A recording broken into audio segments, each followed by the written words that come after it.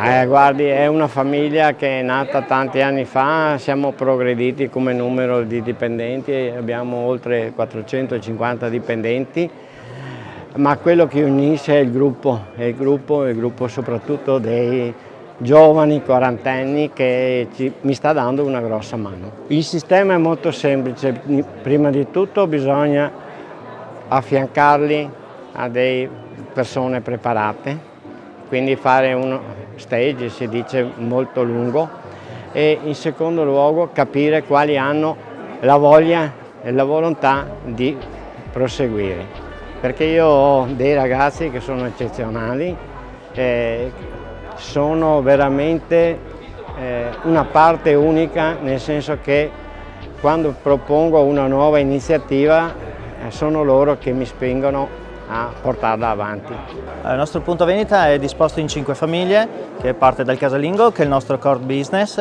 dove è il punto focale centrale dell'azienda. Poi abbiamo il giocattolo, un vasto assortimento di cancelleria, un assortimento, come possiamo vedere, del Natale, e poi come ultimo, per finire ma non per ultimo, è il bricco. Abbiamo più di 65.000 referenze, siamo un'azienda, un negozio per la famiglia, per la mamma e per il papà.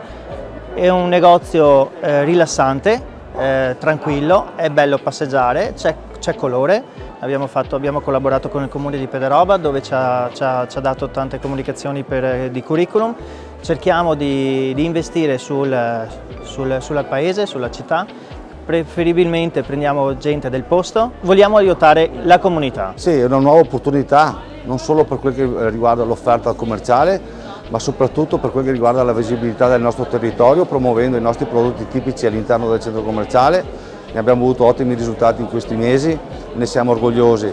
È un'opportunità anche per quel che riguarda i posti di lavoro, perché le nostre famiglie hanno la possibilità di trovare una nuova offerta di lavoro anche all'interno di questo nuovo negozio che è stato inaugurato. Guardi, noi per il futuro abbiamo già programmato, avremo una nuova apertura a Arzignano a marzo e stiamo allestendo la nuova procedura e-commerce per mettersi sul mercato anche noi come tutti gli altri.